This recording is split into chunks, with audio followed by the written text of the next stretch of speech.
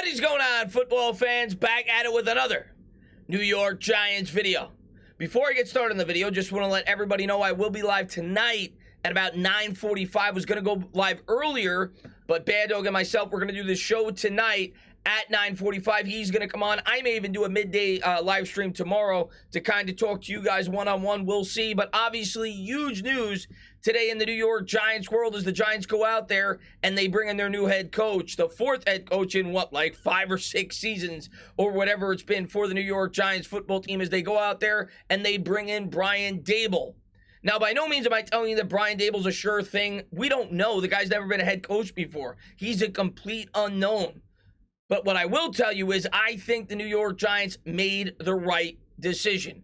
I always wanted the New York Giants to go with an offensively driven head coach, and that doesn't mean that I think every team should do that, but for the state of the franchise is in right now, I always thought that that was going to be the right move, because here's my take. If you went out there and you hired Brian Flores, who I have a lot of respect for, and I think he could be a good head coach somewhere else, but if you were to hire a guy like that, and even if you were to bring in a really good offensive coordinator, there's no telling where that OC is going to go. If the New York Giants offense takes off next year, he may go get a head coaching job somewhere else.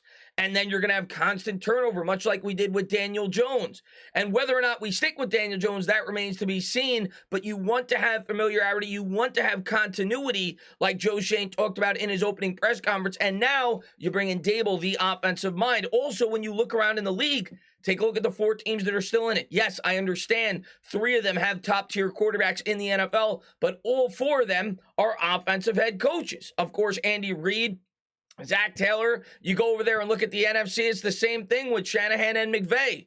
The previous year, same thing. 3 out of the 4 head coaches were offensively driven in the NFC and AFC title games. The 4th one was the Bills with McDermott, and of course, their offensive coordinator is now the New York Giants head coach with Brian Daboll. You need to be able to mold your young quarterback. That is, we all know it's a quarterback-driven league. It's an offensive league in today's NFL. That's not to discount the defense. You still need a strong defense. Make no mistake about it. I know a lot of New York Giants fans are defensively minded, but the New York Giants needed to get some stability on that side of the football. The Giants the last 2 years have had the worst offense in all of football.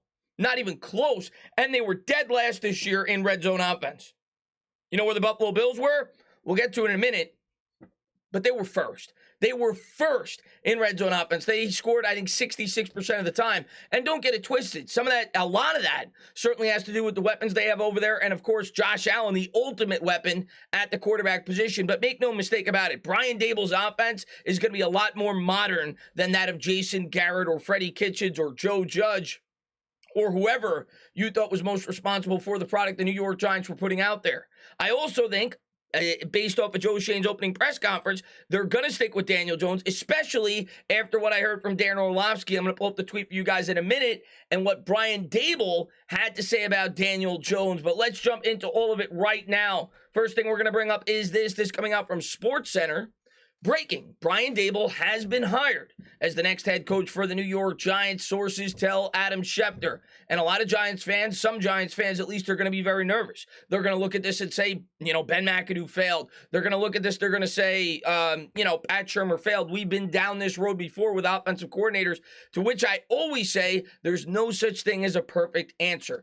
You go ahead and look at the best coaches in the NFL right now. I would say 8 out of the top 10 were guys that were not head coaches before they got their jobs. And a lot of guys that were head coaches before that then get another job somewhere else are not quite as successful. Ron Rivera is not at a winning season with the Washington football team. Yes, I know the Dallas Cowboys had a good record last year, but talk to any Dallas fan. They can't wait to get Mike McCarthy out of there. You look at the New York Giants with Pat Shurmur, right? That obviously didn't work out. So it doesn't always work out that way. I never thought that an experienced head coach was a necessity. I know that Giants fans wanted to do something differently this time around. But when you look at the coaching market, the only offensive mind they even brought in was Daboll. And the fact that with the ties to Schoen leads me to believe that Schoen knew all along that this was his guy if they were going with an offensive head coach, which may explain why he brought in so many guys that were defensively driven. Guys like Brian Flores, Leslie Frazier, all the guys they brought in, Dan Quinn, were more so defensive coordinators. The only offensive guy he brought in was Daboll, because I think he knew if he was going to hire that type of coach, Daboll was going to be his man. Then we're going to pull up the resume here for Brian Daboll.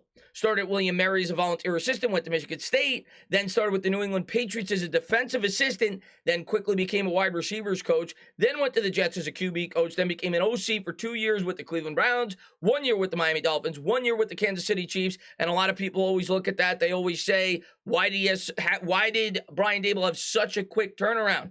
To which I say, look at the quarterbacks that the guy had to work with. Matt Moore, Derek Anderson. You have to think that Daniel Jones, with the proper tutelage, could be better than those guys. And if he can't be, he's going to be able to draft his next quarterback, hopefully in 2023, if Daniel Jones doesn't take a big jump.